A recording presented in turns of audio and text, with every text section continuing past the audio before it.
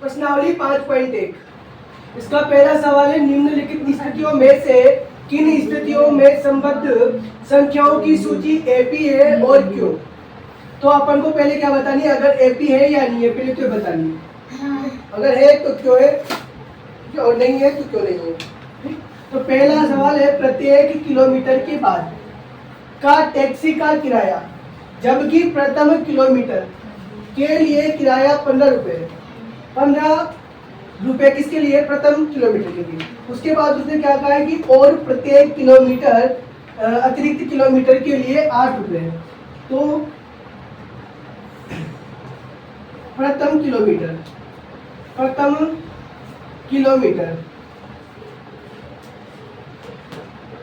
के लिए किराया कितना है,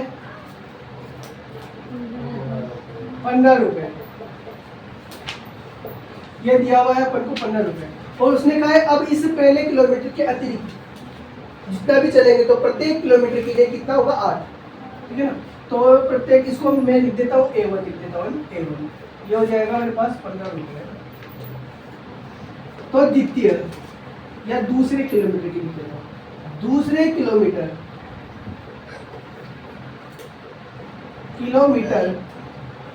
के लिए किराया ये हो जाएगा A2। तो देखो पहले के लिए कितना था, 15। अब इसके अतिरिक्त जितना भी चलेंगे तो 1 किलोमीटर और चले तो 1 किलोमीटर के लिए कितना हो गया, 8। तो कितना हो गया, तो 15 और 8 23, तो 23 रुपए। ठीक। अब तीसरे किलोमीटर के लिए, तो तीसरे किलोमीटर के लिए किराया, इसको कह दूंगा मैं A3। ये कितना हो जाएगा, पहला किलोमीटर का तो 15 था इसे, फिर दूसरा चला उसका 8, फिर तीसरा चला उसका भी 8। तो ये कितना हुआ, 15 और 8 23, 23 और 8 कितने हुए, 31। तो 31 रुपए हो गए। तो ये हो गया पहला के लिए, दूसरे के लिए, तीसरे के लिए। आप चाहो तो चौथे किलोमीटर के लिए भी निकाल सकते हैं। तो चौथे किलोमीटर के लिए किराया ये हो जाएगा A4 और ये हो जाएगा 15 प्लस 8 प्लस 8 प्लस 8। तो कितना हो गया, ये पहला किलोमीटर, ये दूसरा, तीसरा, चौथा। तो कितना हो गया, 15 और 8 23, 23 और 8 31, 31 और 8 39 रुपए। ठीक, 39। तो देखो अब अपने पास एपी क्या बनेगी, तो मैं कह दूं एपी ये मेरे पास बनेगी। देखो पहला A1 कितना है, देखो एपी कैसे बनती है, A1, फिर इसके बाद क्या आएगा A2, फिर इसके बाद क्या आएगा A3, फिर इसके बाद क्या आएगा A4। ऐसे करते करते डेस आगे चलता रहेगा। तो A1 का मान कितना है यहाँ पर, 15, फिर A2 का मान है कितना, 23, A3 का मान है 31 और A4 का मान है अपने पास 39। ये अपने पास हो गए एपी। अब अपन को चेक करनी है कि ये एपी है या नहीं है। तो चेक कैसे करेंगे, सारवंतर से। सारवंतर का सूत्र बताया था मैंने। तो देखो पहले तो इन दोनों के बीच का सारवंतर चेक करेंगे। तो डी वाला फॉर्मूला कल बताया था, ठीक है। तो इसके बीच भी सारवंतर ज्ञात करेंगे, फिर इसके बीच।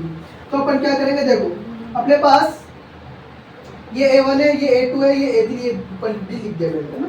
तो अब देखो D1 ज्ञात कर रहा हूँ मैं, क्या कर रहा हूँ, D1। तो D1 कैसे निकालूंगा, A2 में से क्या करूंगा, A1 घटाऊंगा। तो A2 माइनस A1, ठीक है ना। तो अब घटाओ इसको, A2 कितना है 23 और A1 कितना है 15। 23 में से 15 घटाएंगे कितने आएंगे, 8। D2 चेक कर लो। अब D2 चेक करेंगे तो क्या करेंगे, अब इस A3 में से A2 घटाएंगे। तो A3 माइनस A2, तो A3 है मेरे पास 31 31 माइनस, और ये कितना है 23, 31 में से 23 घटाएंगे कितना आएगा 8। तो D3 भी चेक कर लो। तो D3 क्या कैसे करेंगे, A4 में से A3 घटा देंगे। तो A4 माइनस A3 इसको घटाएंगे तो कितना आया, देखो ये है मेरे पास 39 में से घटाऊंगा मैं 31, कितना बचेगा मेरे पास 8। तो देखो क्या सारवंतर सेम आया क्या, बिल्कुल सेम आया है। तो अपन क्या कह सकते हैं कि ये एपी, तो मैं लिख देता हूं यहाँ सार्व अंतर समान है, अतः यह एपी है। देखो दूसरा सवाल है, किसी बेलन में उपस्थित हवा की मात्रा जबकि वायु निकालने वाला पंप प्रत्येक बार बेलन की शेष हवा का 1/4 भाग बाहर निकालता है। मान लो अब कोई बेलन है, उसमें जो भी हवा भरी है, जो भी भरी हुई है, अपन उसको मानेंगे, मानना पड़ेगा जो भी है, अब वो हवा भरी है तो क्या कर रहा है, जो उसमें से हवा निकालने वाला पंप है वो हर बार, प्रत्येक बार में एक बार उसको दबाते हैं, तो दबाने पर क्या करता है, 1/4 जो उसमें हवा भरी है ना, उसका 1/4 बाहर निकालता है। उसका कितना, 1/4 भाग बाहर निकालता है। तो अब इसकी अपन को क्या करनी है, एपी, पहले तो इसकी कंडीशन कंप्लीट करनी है, फिर एपी जो बनेगी तो चेक करनी एपी है या नहीं है। देखते हैं, मैं मान लेता हूँ बेलन में जो हवा भरी है उसको मैं 64 लीटर, क्योंकि 64 क्यों मान रहा हूँ, क्योंकि वो 4 से कट जाएगी, इस वजह से 2 या 3 बार आसानी से उसको काट सकते हैं थोड़ा, है ना, इस वजह से। माना बेलन में उपस्थित हवा, माना बेलन में उपस्थित हवा की मात्रा मैंने मान ली है कितनी, 64 लीटर। कितनी मान ली, 64 लीटर, ठीक, 64 लीटर मान ली। अब प्रत्येक बार में, तो देखो ये इसको A1 लिख दे दूं, मैं क्या लिख देता हूँ, A1 लिख देता हूँ ना, A1, इसको मैं लिख देता हूँ A1, ये मान ली मैंने 64। अब अपन पहली बार पंप को दबा रहे, तो पंप को दबाने पर किसमें से जो 64 लीटर है उसका 1/4 भाग बाहर निकलेगा, ठीक है ना। तो प्रथम बार पंप द्वारा निकाली गई वायु बराबर, देखो कितनी, 64 तो 30 है, ठीक है, इसको मैं A2 लिख देता हूँ ना, A2। देखो 64 लीटर तो इसमें 30 है, उसका कितना निकाल रहा है ये, 1/4 भाग बाहर निकाल रहा है, 64 माइनस 64 का 1/4 भाग,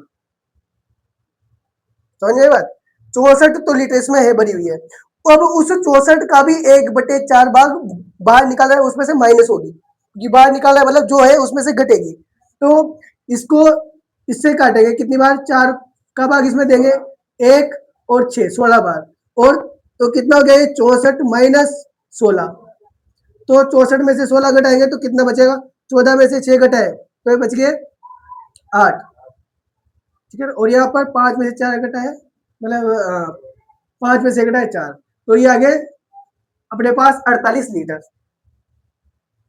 ठीक। अब दूसरी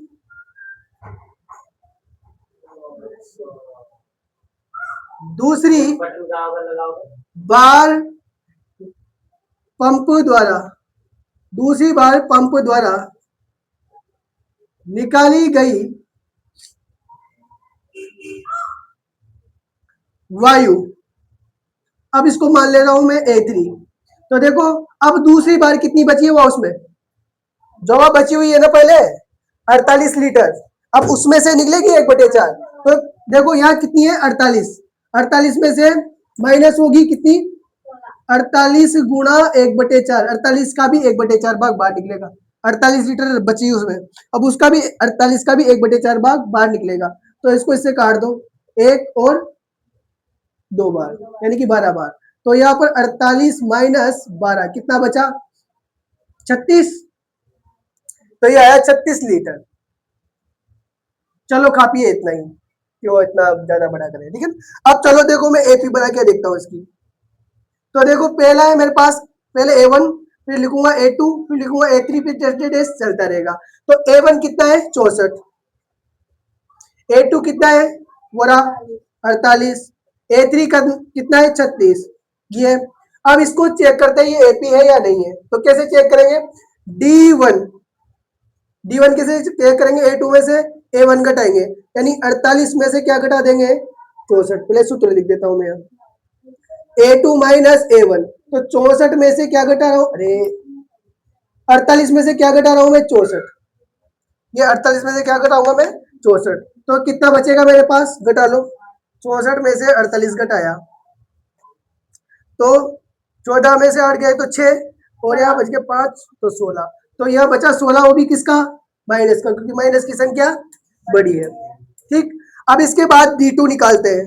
तो D2 कितना देखो 36, वही A3 में से क्या घटाएंगे A2, तो 36 में से क्या घटाएंगे 48, तो घटाओ 48 में से 36 घटाएंगे तो 18 में से 6 गए, मतलब 8 में से 6 गए तो ये तो बचे 2, और इसमें 1, तो कितना बचा 12 माइनस का, ये बचा।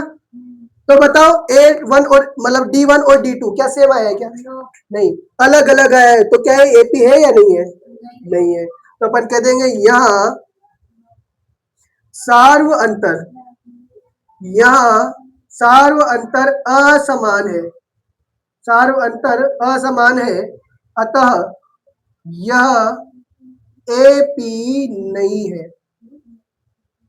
देखो तीसरा सवाल क्या है इसका, प्रत्येक मीटर की खुदाई के बाद एक कुआं खोदने में आई लागत, जबकि प्रथम मीटर खुदाई की लागत 150 रुपए है। प्रथम मीटर जो खुदाई की तब तो 150 रुपए लग रहे हैं, उसके बाद उसने क्या कहा कि बाद में प्रत्येक मीटर की खुदाई, प्रथम मीटर की खुदाई के बाद जब ये दूसरा मीटर खोदेंगे तो उसके लिए कितना रुपए, 50 रुपए अधिक लगेंगे। फिर जब तीसरा खोदेंगे तो 50 और अधिक लगेंगे, चौथा खोदेंगे तो फिर 50 और अधिक लगेंगे। तो इस प्रकार 50 रुपए बढ़ते जाएंगे। देखो वो क्या कह रहा है, बढ़ती जाती है लागत 50 रुपए, कितनी 50 रुपए। तो मैं कह दूं कि प्रथम मीटर खुदाई की लागत, खुदाई की लागत ये हो जाएगी A1 बराबर कितनी 150 दे रखी है ना, 150 रुपए। प्रथम मीटर की तो 150 रुपए लग रहे हैं। अब इसके बाद जो भी खोदो उसमें 50 रुपए ऐड होते जाएंगे। तो दूसरे मीटर की खुदाई की लागत कितनी आ रही है A2 बराबर, देखो 150 तो पहले थे ही, अब दूसरे में 50 रुपए और ऐड हो जाएंगे, कितने 50, तो कितने हो गए 200 रुपए। ठीक, अब तीसरे मीटर खुदाई की लागत ये कितनी आएगी A3 बराबर 50, 150 प्लस 50 प्लस 50, तो कितनी हो जाएगी 250 है ना। इसके बाद चौथे मीटर की बात करें तो चौथे मीटर खुदाई की लागत ये A4 ये कितनी हो जाएगी 150 प्लस 50 प्लस 50 प्लस 50, ये पहले मीटर की खुदाई, ये दूसरे की, ये तीसरे की, ये चौथे की, तो कितना हो गया 200 250 300, तो हो गया 300 रुपए। अब देखो, अब AP बनाता हूं मैं, तो AP कैसे बनेगी, वही A1 फिर आएगा A2 फिर आएगा A3 फिर आएगा A4, ऐसे डेस आगे चलती रहेगी। तो AP में देखो A1 तो है अपने पास 150, A2 कितना है 200, और A3 है अपने पास 250, और A4 है 300, यही है। चलो चेक करते हैं AP है या नहीं है। तो D1 बराबर A2 माइनस A1, तो ये तो है A2 ये A1, यानी कि ये 200 तो A2 हो जाएगा और ये A1 हो जाएगा। तो 200 माइनस 150 कितना बचा 50। वैसे ही D2 चेक करो, D2 कैसे चेक करेंगे, A3 में से A2 घटाएंगे, तो A3 माइनस A2, तो ये तो है 250 A3, और A2 कितना है 200, तो 250 में से 200 घटाओ कितना बचेगा 50।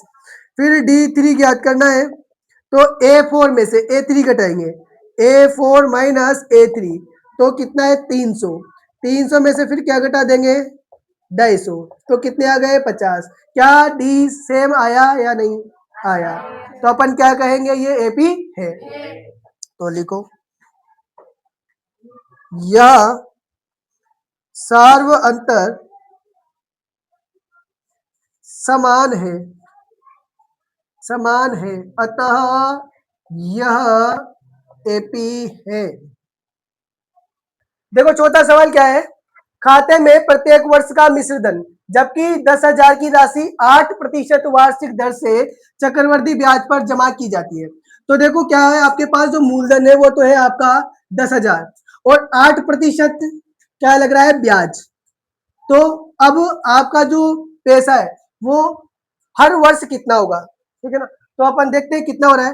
तो देखो रहेगा आपका जो मूलधन है वो कितना है, मूलधन इसको मान लेता हूं मैं A1, ये तो हो जाएगा 10,000, ठीक है ना। ये कितना होगा, 10,000 रुपए, ये मूलधन ये रहा, दिख गया। अब इस पे ब्याज, तो मैं लिखता हूं प्रथम वर्ष का ब्याज, प्रथम वर्ष की राशि, प्रथम वर्ष की राशि ये हो जाएगी मेरे पास मूलधन प्लस ब्याज। तो मूलधन तो है आपके पास 10,000 प्लस ब्याज का सूत्र क्या होगा, मूलधन इंटू दर इंटू समय बटा में 100। अब देखो 10,000 तो आपके पास राशि है ही सही, मूलधन। अब ये मूलधन 10,000 इंटू दर है आपका 8 और समय कितना, 1 वर्ष, प्रत्येक वर्ष के लिए निकालेंगे यानी कि 1-1 साल के लिए, और बटा 100, ठीक। तो 2 जीरो से 2 जीरो खत्म। तो अब आपके पास जो राशि है वो होगी 10,000, तो ये और इसको 8 से गुणा करेंगे तो ये होगी 10,000 प्लस 800 बराबर ये हो गई 10,800 रुपए, यही हुई। अब दूसरे वर्ष के लिए निकालते हैं। तो दूसरे वर्ष के लिए या दूसरी वर्ष की राशि है कह देते हैं अपन। तो दूसरी वर्ष की राशि क्या आएगी, वही मूलधन, मूलधन डायरेक्ट लिख देता हूं मैं, है ना।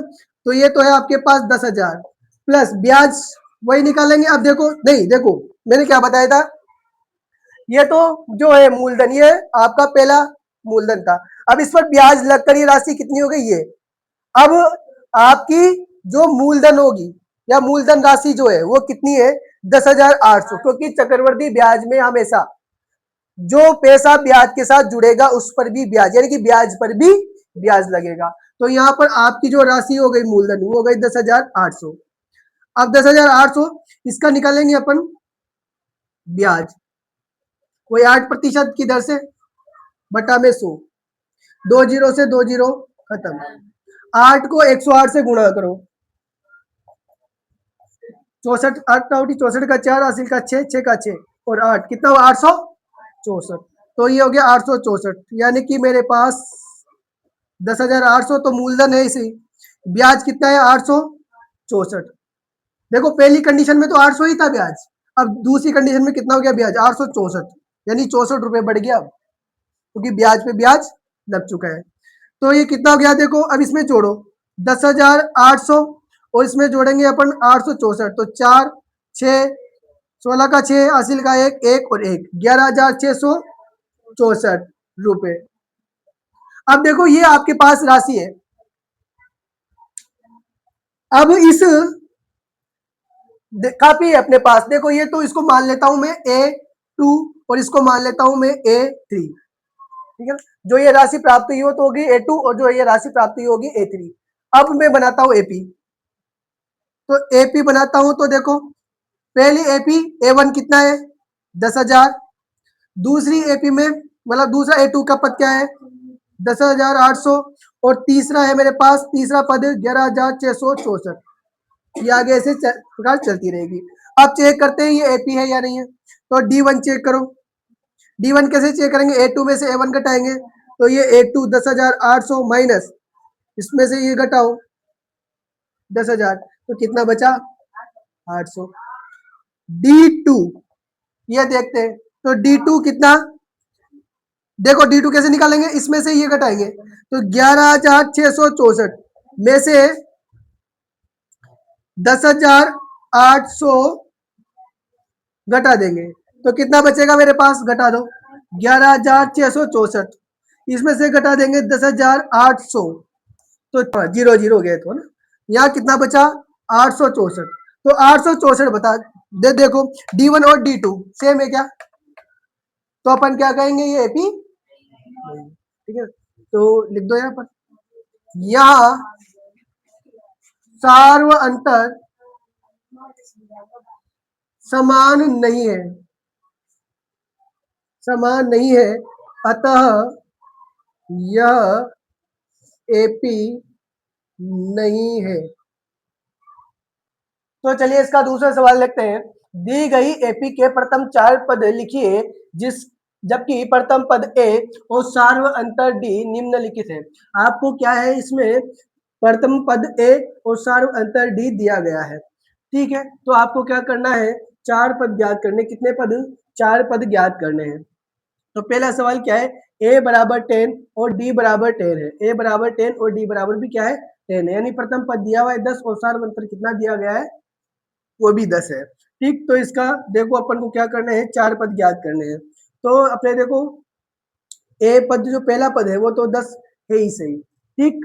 तो ये तो A1 या इसको कहते हैं अपन ए या A1, ये तो हो गया अपना 10, कितना हो गया 10। अब निकालना है हमें A2। तो A2 कैसे निकालते हैं, A प्लस डी, इसका फॉर्मूला क्या है, A2 का A बराबर A प्लस डी। तो इसमें अपन वैल्यू रखते हैं। तो देखो ए की वैल्यू है अपने पास 10 बराबर, और डी की वैल्यू भी कितनी है 10 बराबर, इन दोनों को जोड़ देंगे तो कितना हो जाएगा 20। तो अपने पास दूसरा जो पद है वो कितना आ गया 20। अब तीसरा पद ज्ञात करते हैं A3। तो A3 A प्लस 2D, तो इसका फॉर्मूला क्या होता है A प्लस 2D। तो देखो मैंने आपको बताया भी था कि जो यहाँ वैल्यू होती है A3 की या फिर 4 की या 5 की, जो भी यहाँ वैल्यू होती है उससे एक कम डी की वैल्यू होती है। देखो यहाँ 3 है तो यहाँ कितना है 2, ठीक है।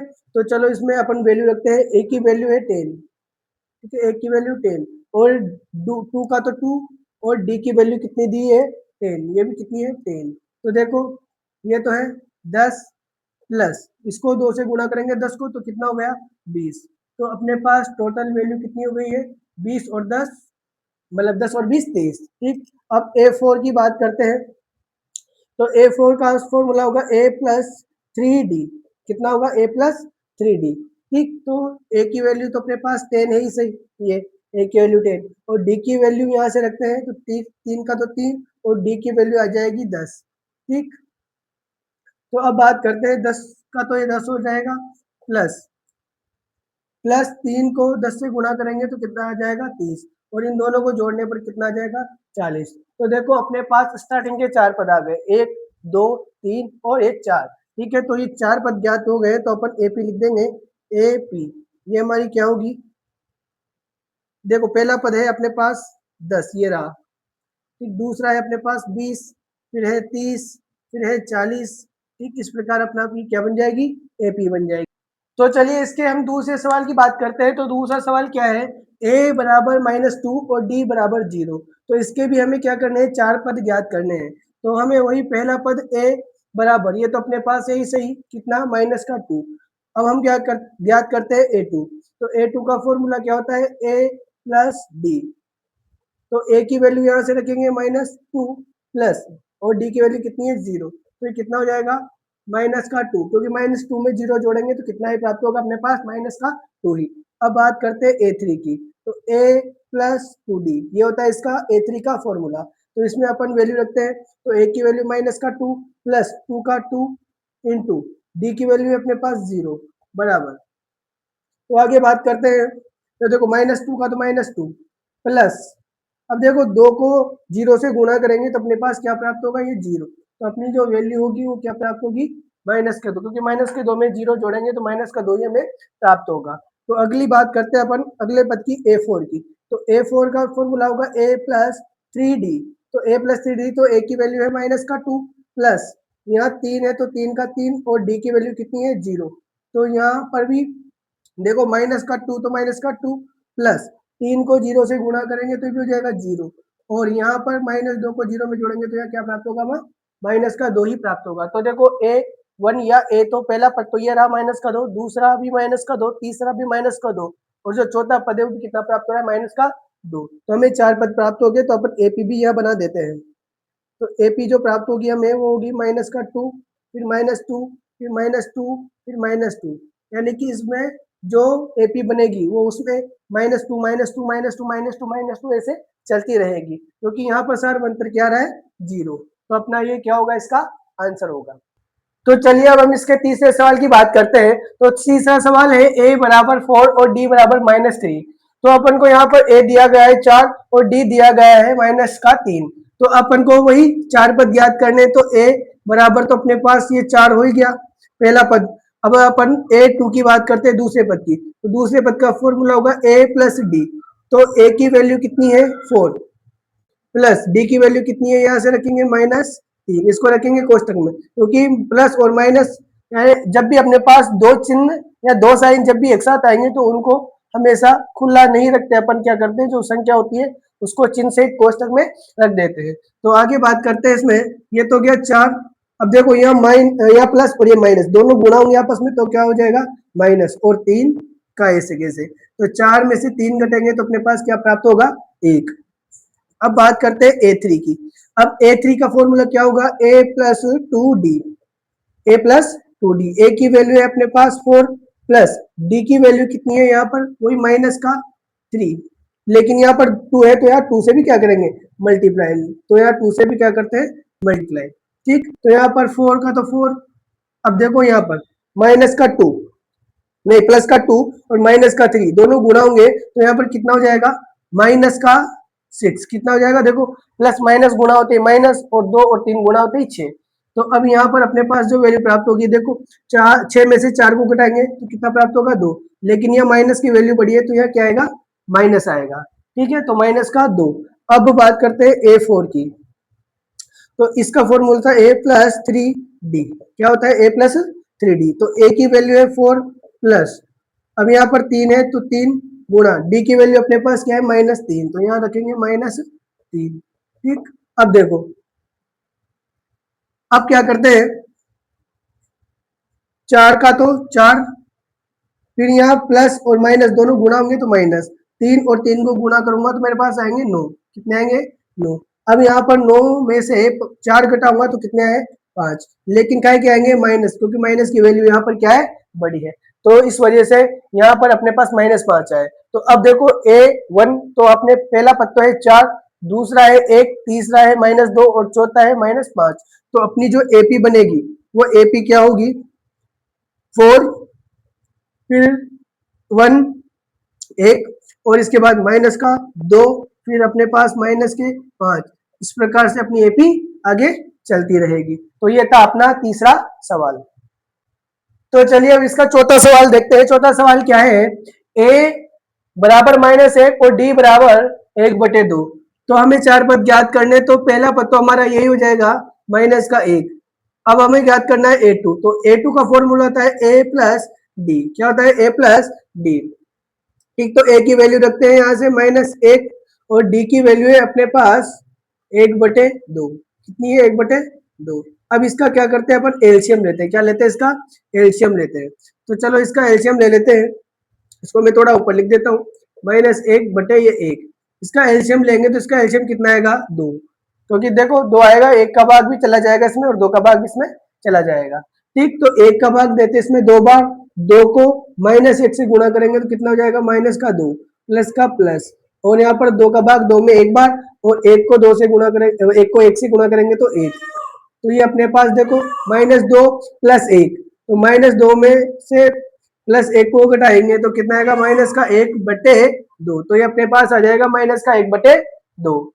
तो इसका तीसरा पद निकालते हैं A3। तो A3 कैसे निकालेंगे, a plus 2d। a plus क्या 2d। a की वैल्यू तो है हमारे पास -1 प्लस 2 इंटू डी की वैल्यू है 1/2। तो ये 2 से तो 2 खत्म हो गए, तो अपने पास क्या बचा, ये तो बचा -1 और यहाँ पर क्या बचा प्लस का 1। तो ये बच गया प्लस का 1, ये -1 प्लस का 1, ये दोनों घटेंगे तो क्या हो जाएगा 0। तो A3 वैल्यू हो गई अपने पास 0।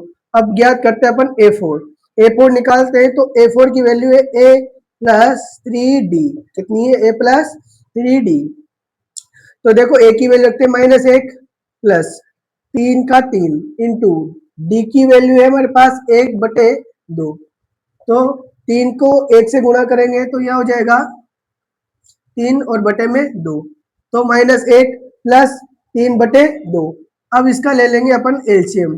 ठीक है, तो इसका बटे में 1 लगाओ, इसका क्या ले लेंगे अपन एलसीएम। तो इसका एलसीएम आएगा 2। ठीक है, तो 1 का भाग इस 2 में देंगे तो यहाँ पर कितना बार जाएगा, 2 बार। 2 को -1 से गुणा करेंगे तो माइनस का 2, फिर ये प्लस है तो प्लस, 2 का भाग 2 में 1 बार, 1 को 3 से गुणा करेंगे तो 3। अब देखो ये तो है -2, ये है +3, तो 3 में से 2 घटेंगे तो 1 और बटे में 2, तो अपने पास जो चौथा पद है वो आ गया अपने पास 1/2। तो ये पहला पद -1, दूसरा पद -1/2, तीसरा पद 0 और चौथा पद है वो आ गया 1/2। तो जो एपी बनेगी हमारे पास वो एपी क्या बनेगी, -1, फिर अगली वैल्यू है माइनस का 1/2, फिर 0 और ये बनेगा 1/2, और ऐसे डैश डैश डैश ये चलती रहेगी। ठीक है, तो चलिए अब इसका अपन पांचवा सवाल देखते हैं। पांचवा सवाल है a बराबर -1/1.25 और d की वैल्यू है -0.25। तो इसका आंसर निकालते हैं। तो a की वैल्यू हमें दी हुई है -1.25, ये तो हो जाएगी a1, पहला पद हो जाएगा। अब बात करते हैं a2 की। तो a2 कैसे निकालेंगे, इसका फॉर्मूला होगा a प्लस डी। क्या हो जाएगा, a प्लस डी। a की जो वैल्यू होती है वो तो है अपने पास -1.25, ठीक, फिर प्लस, फिर डी की वैल्यू है -0.25, ठीक। अब इसको आगे सोल्व करते हैं। तो देखो ये तो माइनस का 1.25, ये देखो प्लस और माइनस गुणा होगा तो यह हो जाएगा माइनस, और यहाँ पर 0.25 आ जाएगा। कितना आ जाएगा, -0.25। तो अब देखो इसकी जो वैल्यू होगी, तो देखो 1.25, इसमें से 0.25 घटाएंगे। क्यों घटाएंगे, घटाएंगे क्या, जोड़ेंगे, क्योंकि ये भी माइनस का है और ये भी माइनस का है, तो दोनों माइनस माइनस के तो जुड़ेंगे। तो ये तो हो जाएगा 5 5 10 का 0, हासिल का 1 4 1 5 पॉइंट, और ये 1 का 1, तो कितना हो गया 1.50, तो माइनस का 1.50, तो ये हो गया अपने पास -1.50। तो अब इसका A3 निकालते हैं। तो A3 निकालेंगे तो इसका सूत्र होगा a प्लस 2d। तो इसकी वैल्यू रखते हैं यहाँ पर, a की वैल्यू है 1.25 माइनस में, और प्लस 2 का 2 इंटू इसकी वैल्यू कितनी है, डी की वैल्यू -0.25, ठीक। तो आगे इसको सोल्व करते हैं। -1.25 तो ऐसा का ऐसा ही, ठीक है। देखो ये प्लस का 2 और ये माइनस की 0.25, इन दोनों को गुणा करेंगे तो प्लस माइनस तो हो जाएगा माइनस, ठीक। एक काम करते हैं, हाँ ठीक है, गुणा ही कर लेते हैं, ठीक है। तो प्लस माइनस तो हो गया माइनस, फिर 2 को इससे गुणा करेंगे तो देखो कर लो इधर गुणा, 0.25 को 2 से गुणा करेंगे तो 10 का 0 हासिल 1 4 1 5 पॉइंट, और इसको करेंगे तो 0.50, तो कितना आया 0.50, कितना आया 0.50। अब देखो यहाँ पर जो वैल्यू होगी, तो अब देखो ये भी माइनस ये भी माइनस, तो ये क्या होंगे, जुड़ेंगे, तो -1.25 और -0.50 ये जुड़ेंगे तो 5, यहाँ पर 7 पॉइंट और 1, तो 1.75, कितना हो जाएगा 1.75, वो भी खाएगा माइनस का, क्योंकि माइनस माइनस जुड़ेंगे तो माइनस की ही वैल्यू आएगी, ठीक। अब बात करते हैं अपन A4 की। तो A4 निकालते हैं, चौथा पद निकालते हैं, तो इसका फॉर्मूला होगा a प्लस 3d। तो a की वैल्यू है हमारे पास -1.25 प्लस ये 3 सूत्र का, तो ये 3 इंटू डी का मान है हमारे पास 0.25 माइनस 0.25, इनको करते हैं आगे सोल्व। -1.25 तो ये आ गया, ठीक, प्लस और माइनस, ये प्लस ये माइनस, दोनों संख्या गुणा होगी तो प्लस माइनस तो हो गया माइनस।